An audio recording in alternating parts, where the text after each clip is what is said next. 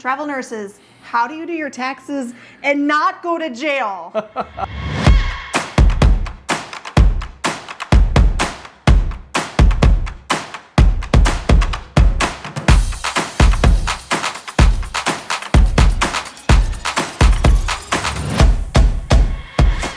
Now, are you really going to go to jail? No, probably not. We hope not. We hope not, knock on wood. But you may incur some serious fees and penalties if you don't follow the proper tax rules. There have been instances where nurses have been prosecuted and are charged with and prosecuted for tax evasion and tax fraud.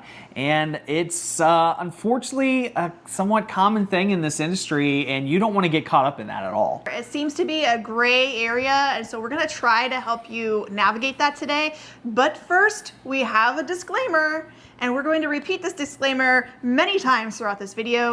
We are not tax advisors. That's right. We are not tax advisors. Most of the money in travel nursing is caught up in the tax-free stipends. That's how the majority of travel nurses are making the money that they make. It's one of those things that like everyone knows, but is often not discussed because everyone's afraid to give bad advice.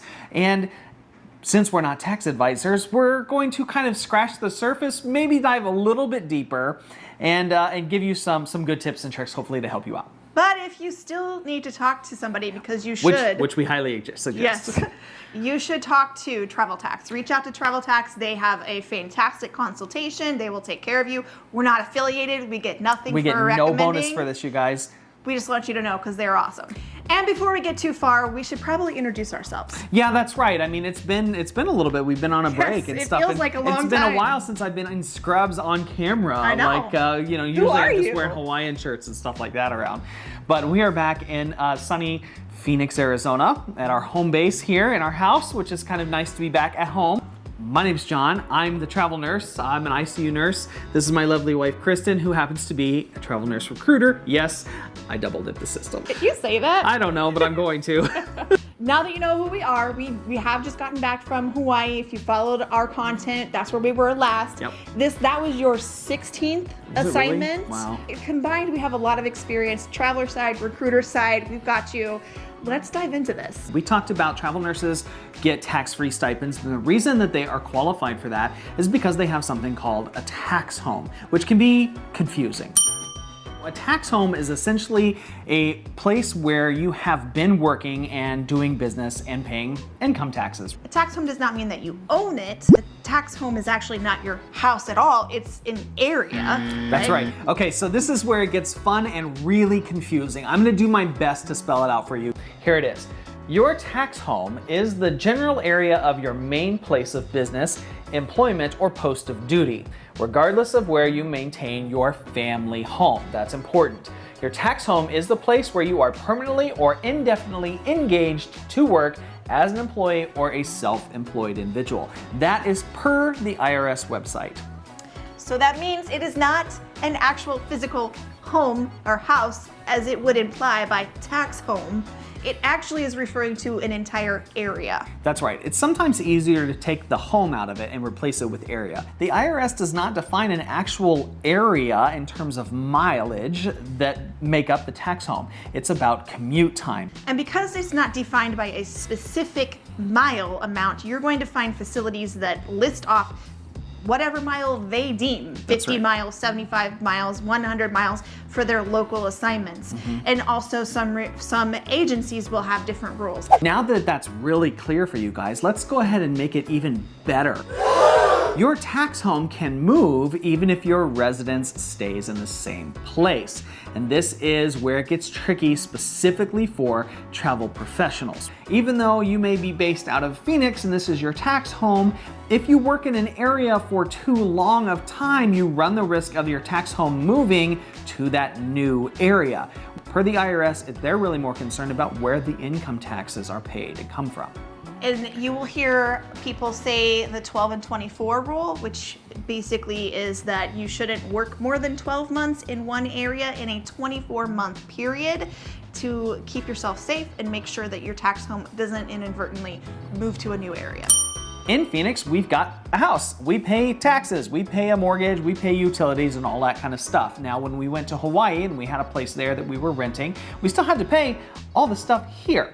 right? And because we had to also pay rent there for a place to live, while also paying all of the things here, that's the duplication of expenses. And that duplication is what qualifies us for those tax-free stipends. One thing I want to clarify is you don't have to dollar for dollar duplicate your expenses. I think some people get hung up on that. Let's say you have a $3,000 mortgage. You do not have to find a place that's $3,000 a month where you go. It's not dollar for dollar. It's as long as you have expenses of some kind there and expenses of some kind here, that's considered duplicating. But you also have to maintain a place in both areas. Maintain, meaning you cannot drive and stay 3 nights in a hotel and then drive back home and call that maintaining a place in both areas. Yeah. You have to be paying for something for the whole time that you're on assignment in both places in order for it to qualify legally as duplicating.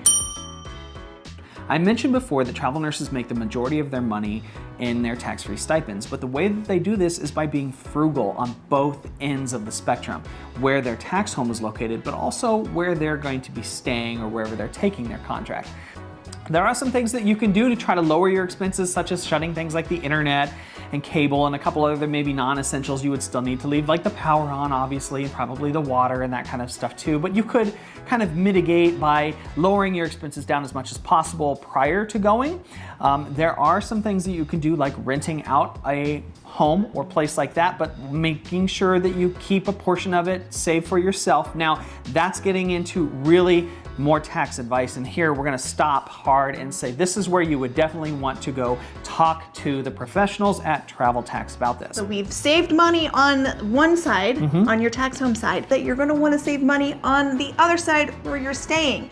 So you're gonna wanna look for the cheapest housing you could possibly find. That's right. Now you wanna be safe and that kind of stuff too, you guys. So just make sure, but part of being making money in this industry is being frugal with where you're staying. Now you can work that up however you want. Some people that are solo traveling choose to find other travelers and stay with them as a group. Or, you know, you could do like us and be RV travelers, because generally staying in RV parks and stuff like that is certainly cheaper than finding housing currently. And there's even some other ways to save even more, like boondocking and stuff, but there are some stipulations. So before you jump into that, we suggest that you talk to your tax advisor. That's right, big shocker there. Maybe you're renting like a good majority of Americans are, and that's totally fine. So let's say if that's the case, your lease is coming up and you're gonna wait until it expires before you start traveling again. You still need to have some place that you're gonna be able to call your home before you can just go off and start traveling, even if you are just renting and that lease is coming up. Now, what a lot of people do, and some sound advice that we got, was to get together with friends or relatives and rent a room from them. Now, that does mean that you actually have to rent the room. You can't just rent a room, right? Right. This is where a lot of travelers get themselves in trouble. In the very beginning, we rented a room from John's parents, and we paid them every month with a check so that we could show where the money was going. Gotta have a paper trail. Yes, and we had a lease with them, and they kept the money. We did not ask for it back. That is something for you to decide and discuss and talk to your CPA or your tax advisor about. But we considered it a blessing to just give them that money, and we still ended up making more money because we were able to take those tax-free stipends. That's right. It's what gave us the qualifications for everything legally to make sure that we actually could get those stipends, like she said. There are some things that you need to do to keep your tax home current. So you have to go back to your tax home with at least 30 days a year. They do not need to be consecutive, but you do have to have proof that you were there. And that's in the form of things like keeping your receipts that show that you went grocery shopping, or that you did whatever while you were there, went out to dinner, or went to see a movie, whatever.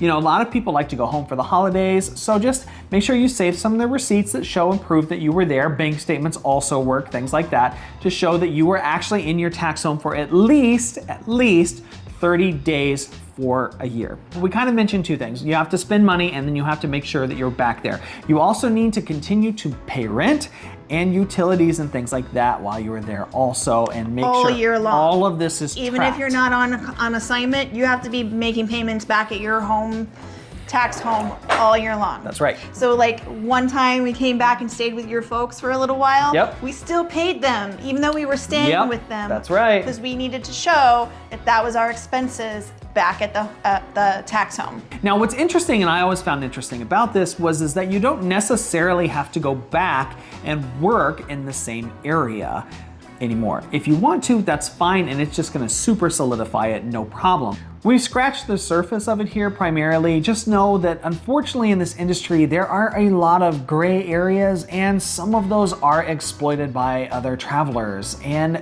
unfortunately also recruiters. So we wanna just really be very clear to say, the only people that you can really fall back on are the actual legal tax consultants. And once you learn the rules, you can kind of see some ways around the rules, but that's where you run into trouble.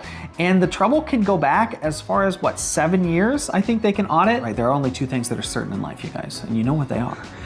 One final thing I'm going to plug is that if you are anywhere near the Las Vegas area in the end of September, around the 22nd, come on over to TravCon and listen, because Travel Tax will be there and we'll be speaking on this. That's right. And so will we. Yeah. So we would love to see you and meet you. So make sure that you come by if you're anywhere in that area. Well, thank you guys for joining us today. We hope that you enjoyed the series. It will be airing every Tuesday until TravCon. And probably an extra one, because I think there's only 7 weeks between now and TravCon. Oh, no. But maybe we'll give you a recap or a live look at what TravCon is actually like. Yes, for sure. Thank you guys so much for watching, and we'll see you out there.